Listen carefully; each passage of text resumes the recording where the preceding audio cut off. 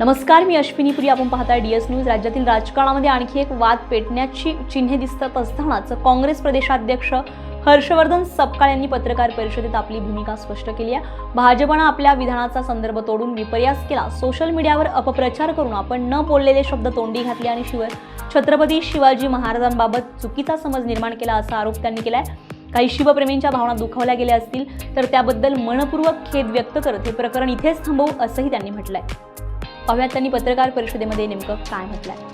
वाद निर्माण झाला होता, भाजप आक्रमक झाली होती. तुम्ही एक ट्विट करून शिवप्रेमींची दिलगिरी व्यक्त केली. त्याबद्दल भारतीय जनता पक्षाने धचा मा करत असताना अत्यंत गलिच्छ स्वरूपाचं राजकारण केलंय आणि त्यांच्या राजकारणाची जी जुनी पद्धत आहे तीच त्यांनी त्याचा अवलंब केला. आम्ही त्यांना आगामी काळात पुढे सोडणार नाही. मुळात छत्रपती शिवाजी महाराजांच्या विरोधात भारतीय जनता पार्टीच आहे आणि त्यांनी जो केलेला कांगावा आहे तो केविलवाना प्रयत्न आहे. या संदर्भामध्ये जे एक शिवप्रेमींच्या अनुषंगानं जो प्रोपगंडा झाला त्या अनुषंगानं आणि एक महाराष्ट्रातल्या एका वर्गाला गैरसमजातून जो मनस्ताप झाला त्या अनुषंगानं माझी लिखित भूमिका ही मी माध्यमांमध्ये सोशल मीडियामध्ये मांडलेली आहे. पण यावरून तुमच्या व्यक्तिगत काही गोष्टींवर भाजपनं हल्ला केला होता, तुम्हाला काढलं जीप छाटल्यापर्यंत भाजपनं टीका केली. अत्यंत खालच्या पातळीवर जाऊन टीका केली, धमक्याही दिल्या, पण आम्ही त्यांच्या धमक्याला भीक घालत नाही. कुठे काल रात्री माझ्या घरी जाऊन त्या ठिकाणी देखील काही व्हिडिओ बनवत असतानाचा खोडसाळपणा केला. राजकारण हे शिवाजी महाराजांचं नाव घेऊन करणाऱ्या असल्या माणसाचा चेहरा किती बेगडा आहे.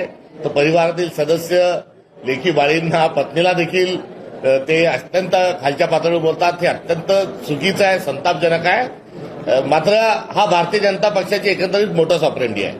त्यांनी दिलेल्या मला ज्या धमक्या आहेत त्या धमक्या ह्या मला घाबरवण्याच्या अनुषंगाने आहे. मला कुठेतरी मी त्यांच्या विरोधात सातत्याने बोलतो, मी बोलू नये हा त्यांचा असणारा अत्यंत केविलवाना प्रयत्न आहे.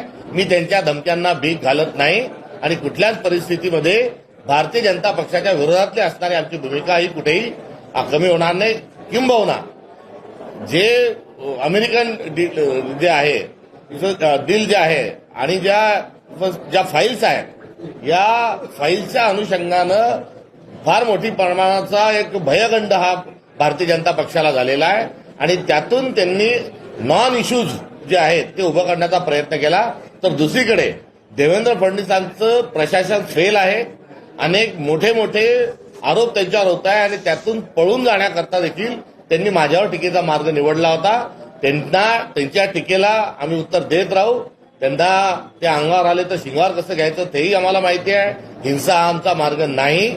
मात्र या सर्व प्रकरणामध्ये शिवाजी महाराजांच्या बद्दल वारंवार चुकीचे वक्तव्य त्यांनी जे केले त्याचा मी तीव्र शब्दात निषेध करतो आणि एकंदरीत शिवप्रेमींच्या अनुषंगानं जी त्यांच्या पुढे दोन पावलं जाऊन त्यांना